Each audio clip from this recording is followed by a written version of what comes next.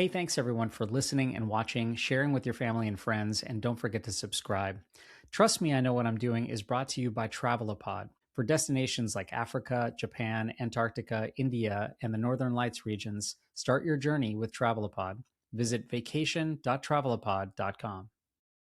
I think folks think of the NBA, for example, as something that is a legacy asset. But the flip side is it's an organization that is rapidly changing and it is open to change and it is excited about change. The league is constantly innovating.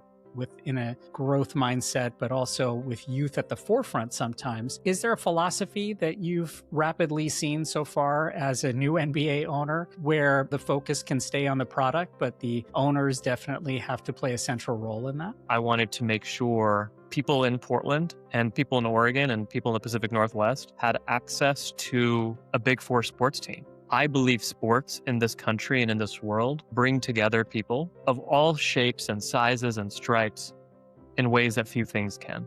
Hi, I'm Sheel Tyle, founder and co-CEO of Collective Global and one of the new owners, alternate governor of the Portland Trail Blazers.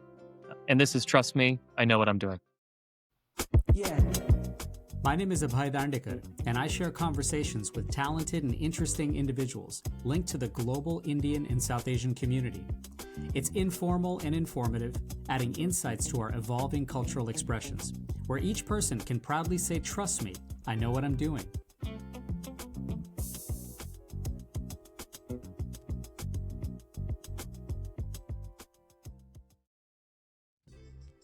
Welcome, everyone, to this episode of Trust Me, I Know What I'm Doing. So I've come to believe that there are serial quantum leaps that we take in our lives that are huge, expansive openings to new pastures of opportunity. Now, that could be in our relationships, in our families, in our careers, in this dance between individual identity and community, or even simply in that internal thought engine that is constantly running for us. Now, those quantum leaps sometimes are big, fast, and obvious, and other times they're small, slow, and subtle, but nonetheless, they're always substrate for growth. For some, these quantum leaps can be compressed in a short and early amount of time, and that's certainly the case for Sheel Tyle, an entrepreneur and venture capitalist who is the CEO and founder of the investment firm Collective Global. He's a parent in his mid-30s, he holds a law degree, and among his many other endeavors and accolades, Sheel also recently became co-owner and alternate governor of the Portland Trail Blazers. As a founding partner of the Rip City Rising ownership group, he's now part of a new generation of leaders that are reshaping the intersection of global tech, investment, and professional sports. It's so terrific to welcome him for a conversation. Sheel, thanks so much for joining me on Trust Me, I Know What I'm Doing. Thanks for having me, and thanks for what you do for the community. Now, I have to tell you, as a proud Cal Bear, I'm not completely sure how I feel about a Stanford alum here, but as we say, we'll build bridges. Absolutely. I can live with. You can live with that? All right, good. You know, you're a proud Portland resident, and with your family in tow, as a new professional sports franchise owner, how has local life changed for you in Portland? Yeah, my wife and I moved to Portland a couple years ago, and it was really for her job and her career. She became the equivalent of the health secretary, Secretary of Health of Oregon. And so it was funny because my wife is the public figure in Oregon. It's not me, right? And Right. for the last few years, I've been known as Sejal's husband, which I'm thrilled with. And I'm still known, by the way, as Sejal's husband. I would say over the last month, ever since we bought the team, and I've had to become more visible, whether it's at press conferences or games or meeting government officials or whatever, it's become, I would say, a little bit, obviously I've become a little bit more recognizable in the community, but I think that's important.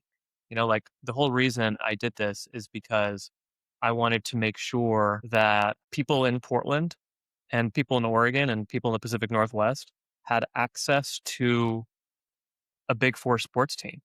And, for me, I believe sports in this country and in this world bring together people of all shapes and sizes and stripes in ways that few things can, right? And so to have somebody local, so to have somebody who's around, I think was actually important. It was the reason I did this. Yeah. Certainly, when we're thinking of things from a civic standpoint, and your wife's a great example of, how to bridge all of those things together as a government leader, as a state leader. But on top of that, for you, when you think about life in Portland, whether it's just walking to get a cup of coffee or, the work that you do with now a big four sports franchise, do you think of the activities and the ongoings a little bit differently now, more as now an investor and thinking of this as sort of like the return on investment that happens all around you, not just from the sports standpoint?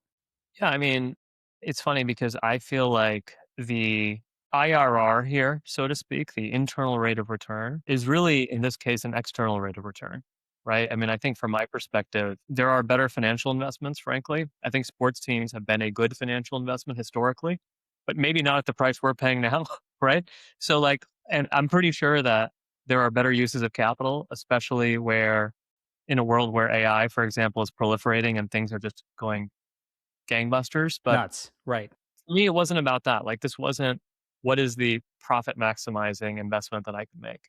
It was really more about what is an investment that I can make and be a part of, maybe singularly, that if I am not involved, right? If I am not a part of this, might turn out very differently. And, 10 people can invest in an AI company. If I'm one of the 10, the AI company is still going to succeed or fail, right? Irrespective of me. Whereas I think being a part of the Portland Trailblazers as the only local owner was very important. And I think it was something that the community hopefully appreciates. It's a big responsibility because it means there are times where I may disagree with the rest of my ownership group. There are times I might disagree with the community and agree with my ownership group, right? So sometimes I end up getting caught in the middle, which is a Yeah. thankless situation on both sides. I think it's something that is it's the reason I did this, right? I think the best investments are never the easy ones. In fact, they're the hard ones. And I think this is going to be a hard one, but I think it's going to be a really fun one. Navigating that friction between thinking about, okay, well, how do you balance the needs of the community, and there's always feedback from everyone all around you, including those owner partners who are not necessarily local. You've identified problems and scaled companies in the past, so you've gone through these kinds of decision making processes both as an entrepreneur and a VC leader. Is an NBA franchise, in your eyes, now thinking of sort of like the macro, is it sort of like a mature legacy asset that needs preservation? Or are there disruptive kind of VC principles that you're hoping to bring to this that you think the league is kind of poised and ready for in 2026 and beyond? Yeah, I think folks think of the NBA, for example, as something that is a legacy asset. It's been here for a while, right? In my case, it's been there as long as I've been alive. But the flip side is it's an organization that is rapidly changing and it is open to change and is excited about change. At the league level, I mean, I now go to board of governor meetings and the league is constantly innovating. It also is constantly looking inward and saying, how can we improve? The big topic that we're all talking about right now is rules around tanking, right? And how do you fix tanking and how do you make sure that you preserve the integrity of competition? And for a league to admit that and to offer proposals for change, I think shows that this is a league that is secure, but also willing to adapt and willing to make the product better long term, even if short term that means admitting fault, right? I also think there's a lot happening at a global level. My wife and I are going to Japan next week, partially because we want to make the Blazers Asia's team, or certainly one of Asia's teams. And I think you're seeing this push by the NBA to be more international. I mean, it already is one of the most, if not the most international sport. It's always basketball and soccer that sort of go back and forth, right? But soccer has many leagues, many top leagues, whereas the NBA really just has basketball, really just has the NBA. But the NBA has announced that we are looking into launching a Europe league. There is going to be an Africa league. And so, I mean, in some sense, the NBA it's a Series A company, right? It's maybe past the seed round. And we have the teams. We have 30 teams right now that could go to 31 or 32 with potential expansion in Seattle and Las Vegas. We might do Europe. We might do Africa.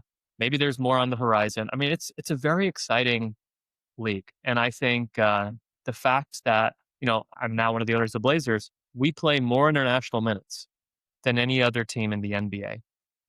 either number one or number two over the last few years. We have players from Israel, China, Belgium, Canada, Australia, France. We had a player from South Sudan. I think that's the beauty of sport, and especially the beauty of something like basketball in 2026. You get people from all walks of life just playing together.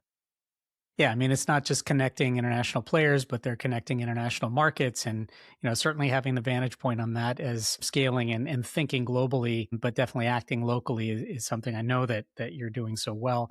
Even though you're among the league's youngest owners and leaders with the Portland Trailblazers and with the franchise out there, as you age, right, in your career, how do you, as you've coined before, as you age, how do you stave off that innovator's myopia? Yeah, it's a good question. I did talk about innovators myopia when I was younger. How it's as an innovator sometimes you got to not focus on today. You have to focus on tomorrow, and sometimes completely ignore throughout what is common today. And I remember using the example around Henry Ford and creating the car. And actually, if you were an innovator in that time, you were on horses, right? So an innovator would think about how do you make a horse faster, not how do you completely replace a horse with a vehicle.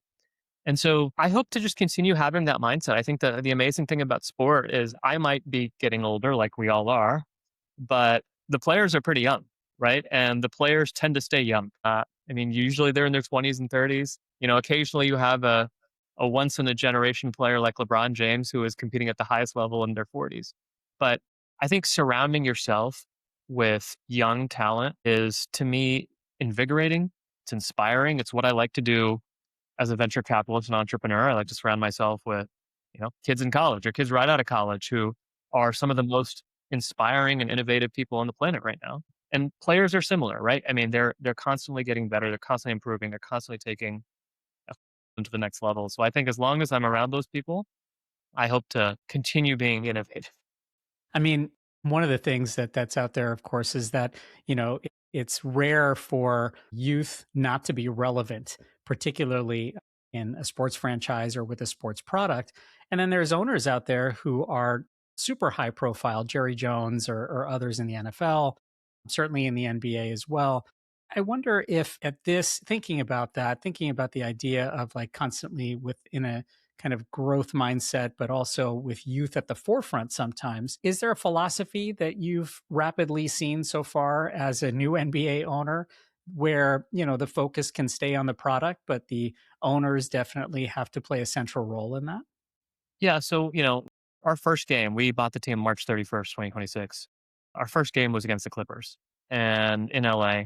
And I went to LA, and Steve Ballmer is the owner of the Clippers. And he spent an hour with my partner, Tom, and I, and just, was talking about essentially welcoming us to the NBA, but also immediately diving into giving us an arena tour, showing us all the innovative things that he had built at Intuit Dome.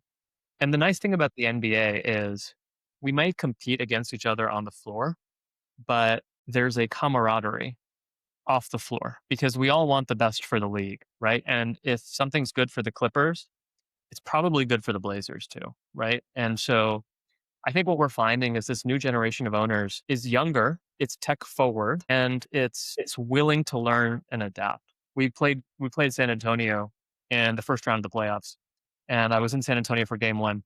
And Peter Holt, who's the owner of the Spurs, came up to me and we spent quite a bit of time together. And he's one of the younger owners actually in the league also. And I think folks understand that technology is about to reshape everything. It already has reshaped everything. And AI is probably going to reshape sports in many ways. And folks are starting to think right now, like, how do we incorporate AI into what we're doing on the court? Does that mean better analytics? Does that mean using technology to figure out weaknesses or strengths of individual players and different formations and lineups? How do we incorporate it into the game day experience for fans? Right. So I think there's a lot happening that will continue to happen. When you look at the transactions that have happened, the Timberwolves were bought by Mark Lohr and Alex Rodriguez. Mark Lohr is an entrepreneur. He's founder of Jet.com, previously the founder of Quidsi. You have Ryan Smith, who bought the Jazz, who was a amazing tech entrepreneur in his own right. I know some of the guys looking at both the Seattle expansion team as well as the Las Vegas expansion team are folks who made money in technology. So I think what you're seeing is that there's a lot of interest and enthusiasm in adapting sport to technology and vice versa. Yeah.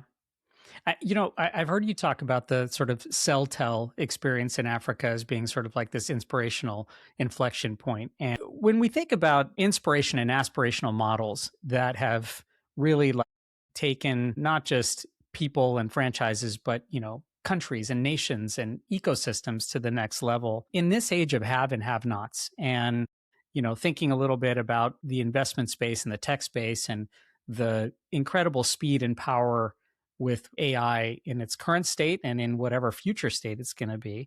What do you think is the next sort of CelTel story that's being written out there for the NBA? Or for that matter, for you personally, when it comes to prioritizing and even problem solving? It's a tough question. I would say I'm still getting to know the NBA. I've only been an owner for a month and a half.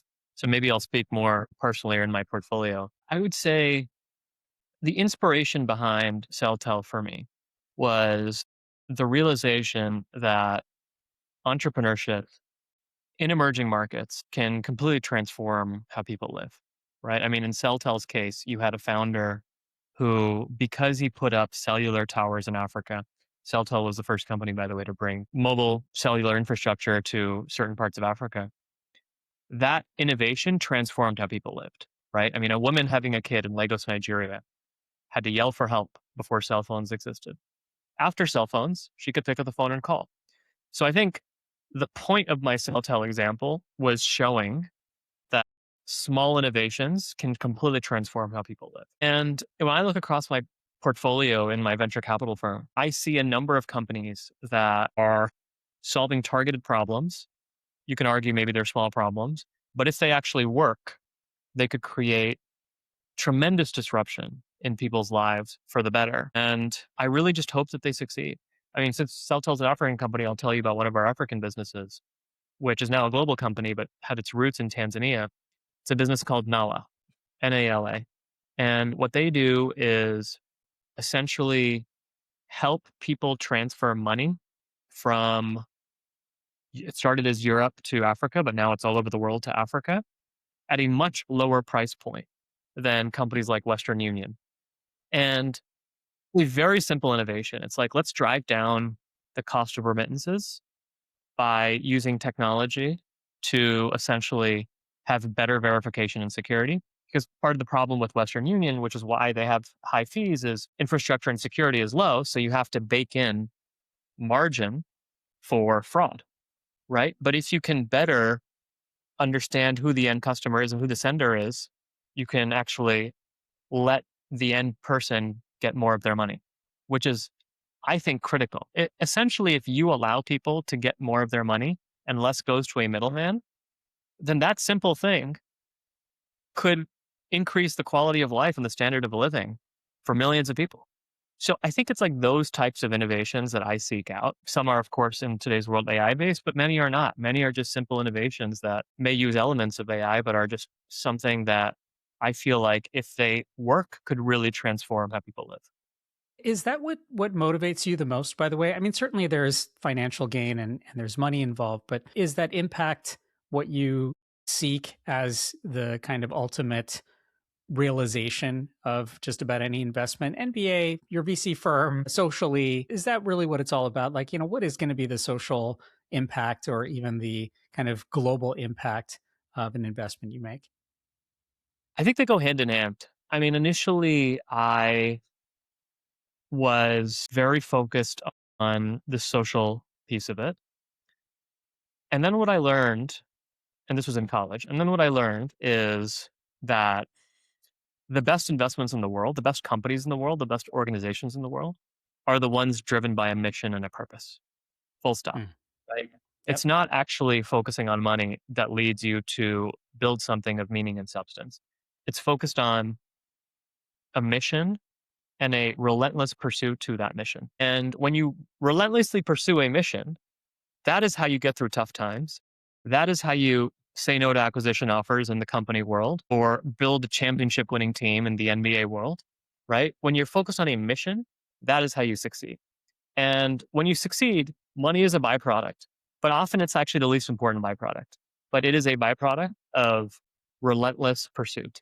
And so when I approach building companies or organizations or making investments, my number one question always that I'm trying to figure out is why is somebody motivated to do what they're doing? And how hard are they going to work? How much are they going to run through walls to achieve what they want to do? And if I feel like this person or this group of people is not going to stop at anything to succeed because they're relentlessly focused on changing this thing about the world, then they deserve a shot. And if you make enough of those bets, I think some of them will work. And that's been my thinking. Hi friends, you may have visited Italy and seen all the highlights, but exploring Europe or Asia for a more immersive vacation is where the details truly matter.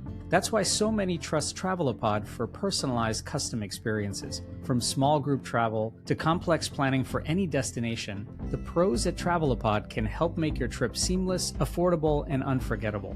With thousands of 5-star ratings and stress-free booking and support, Travelopod is your trusted partner for unforgettable experiences around the world. Visit vacation.travelopod.com.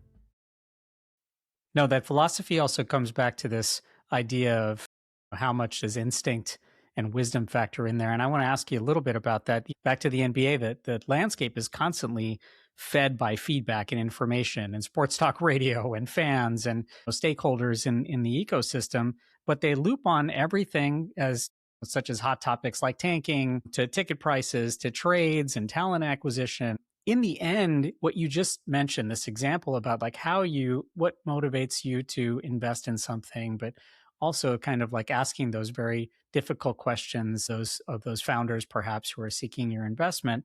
How do you balance instinct and wisdom with data and sometimes dispassionate analysis when making decisions as an owner or an investor or an entrepreneur?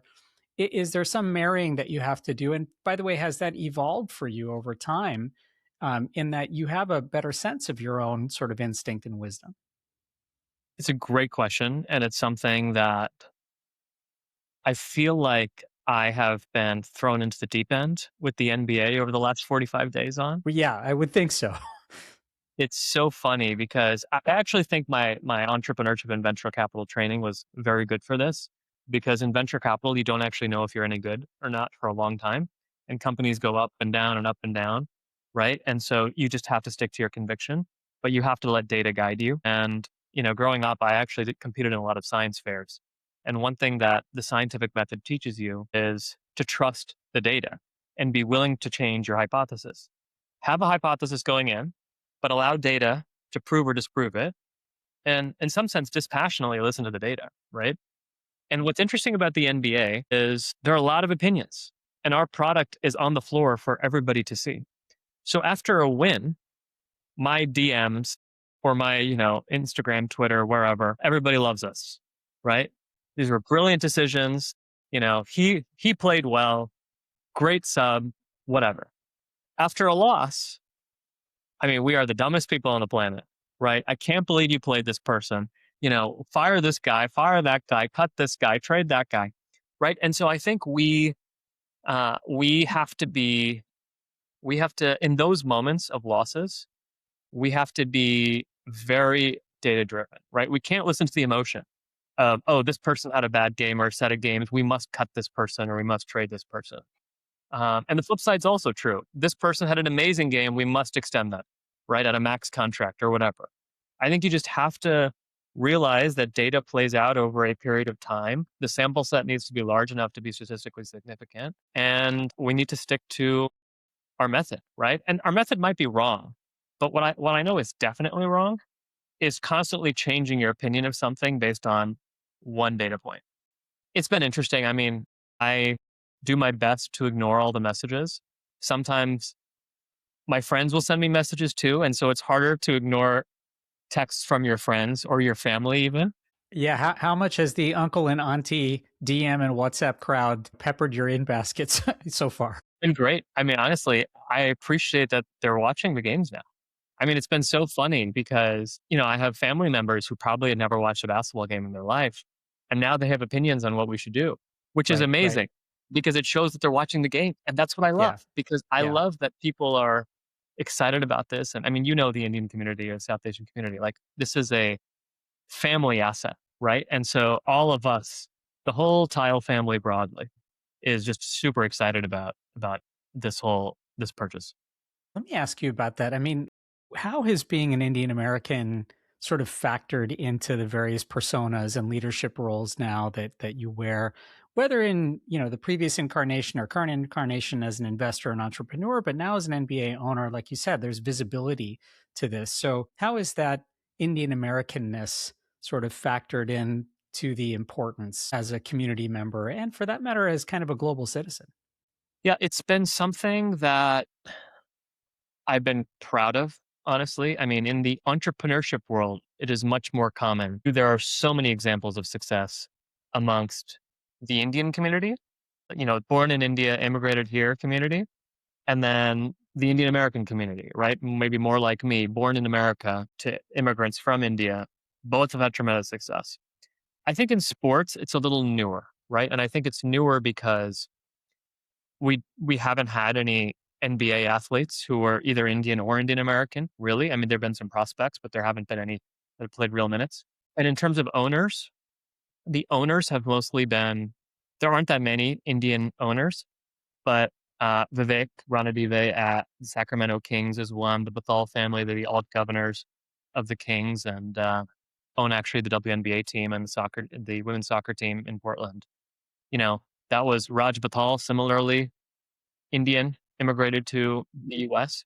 So I think, as far as I know, I'm probably one of the first, if not the first, Indian Americans. So call it like born in America. And I think that's actually really, it's a responsibility that I hold dearly because, our parents' generation, they took a lot of risk, right? They immigrated halfway across the world, often with nothing. And in many cases, through hard work and perseverance and achieving the American dream, they were able to provide a better life for their kids. But what I have seen with many immigrants, including my parents and their friends and whatnot, is they then want the opposite for their children. They're like, okay, we took the risk. So you should be in a more stable career, go be a doctor, go be an engineer, go be a lawyer, go do something that is respected and stable. Because I took the risk, you don't need to take the risk, right? So it's actually funny because when I look at their investments, the investments of that generation tend to be the polar opposite of all the risks that they took. You know? Right, right. And so what I want to show is that our generation should take that risk too, and our generation, we might have been more comfortable. We certainly, in my case, I was way more comfortable than my immigrant parents who had nothing, right? I mean, we didn't grow up with very much, but we definitely grew up with more than zero. But we should take that risk too, and it's by taking risk that you can make the world a bit better for other people. You can achieve your dreams. And there's no industry and there's no field where you shouldn't be able to take that risk and have success in America. And we're starting to see that in industries where Indians and Indian Americans were not a part of. Politics is another great example, right? We didn't have many political leaders who were South Asian. Now we do. So I think the world is changing. No, I love that. And right, I mean, thinking differently about what courage and taking risks and, our calculus is as a community is hopefully something that's quite dynamic and not just and learning from the past, but certainly moving forward and exploring a lot more. You mentioned Vivek and Aditya and others who are in the sort of ownership circles there. In that same vein of being an Indian American and thinking globally, but acting sort of locally with that community that's growing and with the global product that's out there. I mean, is it going to take that kind of courage and exploration to penetrate markets like India that are just so cricket heavy and they're just so steeped in cultural anchors where the MBA product is not necessarily the same? I mean, how do you propose as the market explodes and expands to tackle some of those real cultural barriers sometimes in growing and scaling something like the NBA? Finding with the NBA, and I'm still learning, but what I'm finding with the NBA in Asia, let's sort of zoom out Asia for a second. Uh, And I know Asia is very different. All these countries are extremely different. But actually, one common thread is that basketball is one of the most popular sports in most Asian countries. In China, in Japan, you could argue it's one of the top two most followed sport, if not the most followed sport. In the Philippines, it is the most followed sport. Most teams, actually, as it's an interesting stat, most teams in the NBA have more fans in the Philippines than they do in America, which is crazy, right? Because they Yeah, just that is love crazy. basketball. Yeah. I was meeting a friend from Indonesia last week. He wants us to play games in Jakarta. He thinks there would be a huge opportunity in Indonesia. So I think just taking a step, and then of course I mentioned I'm going to Japan, and I just think that Asia broadly is very excited about basketball. Moving to India, India is seems to be quite excited also. What I remember is the Sacramento Kings played, I think, a handful of preseason games in India that were extremely well attended. You know, Yeah. every Bollywood star, every person was at the games. And culturally, basketball carries immense weight. I mean, I would argue it's probably the sport with the most cultural influence in the world, right? Just in terms of fashion, in terms of who people follow as icons and celebrities. Of course, you have a couple in soccer that everybody follows, but you have a lot in basketball. And so I think in India has immense culture, right? I mean, I'm very proud of my Indian heritage and all that people are and stand for and can be in India. And I feel like there is a natural symbiotic relationship between the Indian culture and basketball culture in some sense. And so I am excited about getting more South Asians in basketball. I think all it's going to take is one superstar Indian player to make it to the NBA, and then you'll have a billion people watching. I mean, I remember in January I was in China. I had dinner with Yao Ming, and he was totally like we drafted this player named Yang Hansen at the Blazers, and he was watching everything. Right? I mean, the whole country was watching Yang Hansen, and Yao Ming was a megastar in China. I mean, you could argue he's probably the most famous person in China, Hmm. period. Right. And Right. so I think that we're one star away from India being enamored with basketball. Yeah, yeah. I mean, whether it's Yao, whether it's Shohei, there's so many examples like that where it just galvanizes an entire sort of market and population to get really jazzed and interested about things. I want to pivot to one quick question because it's relevant to both of us, not only who we are, but certainly for me, what I do. How has being a parent, what is being a parent or what has parenting maybe taught you about being an NBA owner or a leader for that matter? Or maybe vice versa. Yeah, I mean, I think being a parent has been a huge blessing, and I think it's given me an incredible appreciation for my wife. I mean, for all that she had to go through pre-pregnancy, or during pregnancy, delivery, and then following delivery.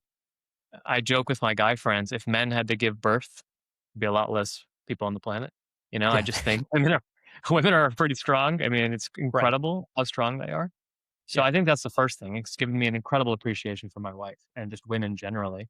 My mom, my wife's mom, all that they had to go through, my grandma, right? And I also think from an NBA perspective, it's reminded me that this is much bigger than any of us, right? I mean, what am I actually doing this for? I'm doing this because I believe sports brings people together, and I want Portland and where I live to have that, right? And I felt like me being here and me being, an important part of the ownership group was helpful to that regard. But why? Why do I care? I care because I want my daughter and all of her friends to have that same experience of a place that they can come together and cheer for and really believe in and be a safe space. So I think it's more changed by just mentality on life, which seems to influence every other part of it. I also prioritize it, right? Like there have been multiple instances where I am flying back and forth just so I can spend an extra day with my daughter. So, for example, after game one in San Antonio, our next game was a couple days later. I hadn't seen my daughter in many days. So I flew back to Portland in between the games to go spend time with my daughter. And that was important to me. And I think it shows that there's so many things that are important outside of family, but family is the most important. And, I'm willing to sacrifice lots of things to be able to spend time with my daughter. And that includes if I have to not go to a game because I'd rather spend time with my daughter, that's okay. I'm okay with that decision. And I will continue to make that decision. Yeah, no, it's a completely different way to anchor your life and provide such joy and so many buoys to all the other things that we do. Let me get you out of here on this. I mean, we've talked about the entrepreneurship journey a little bit, the NBA journey a little bit. But I'm curious now when you introduce yourself at a gathering or a party or to friends and people are meeting you for the first time and they're hearing about your endeavors, your work, when they think about you as an NBA owner or as a CEO or an investor, how do you hope they feel after meeting you and learning a little bit more about you? It's a good question. I feel like it depends on the gathering or the crowd I would be with. But if it's a group of young people, I would hope that they come away thinking that if this is something that they want to do too, that they can achieve those dreams.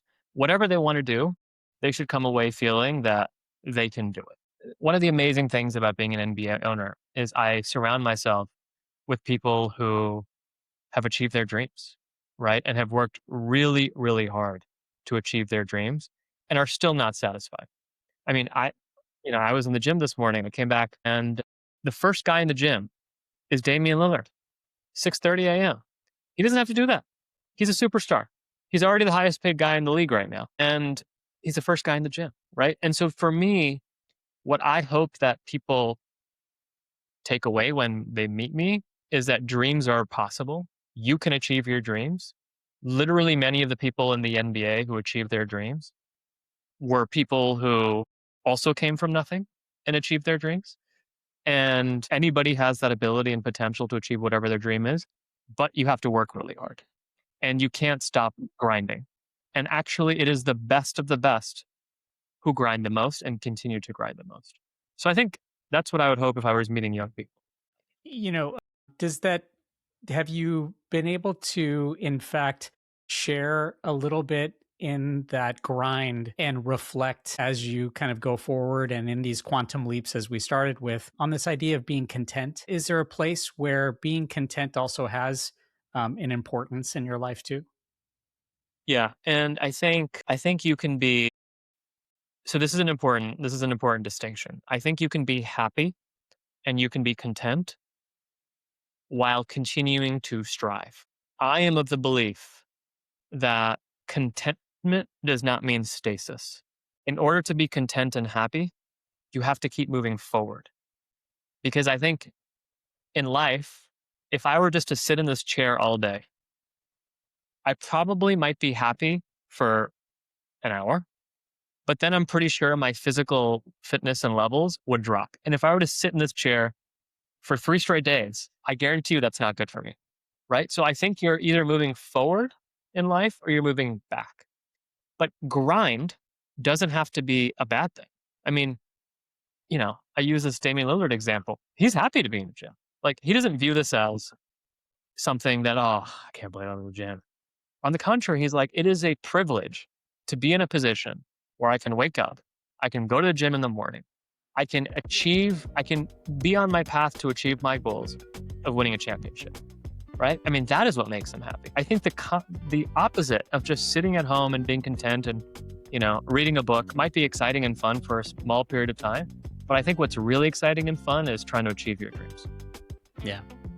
Well, moving forward and helping those who are around you to move forward as well, and certainly building a lot of community and success along the way is something that I know that audiences and fans and stakeholders in your world are enjoying quite a bit. Sheel, thank you so much for joining me for a little bit here. What a treat. And I hope we can find a way to connect again in the future.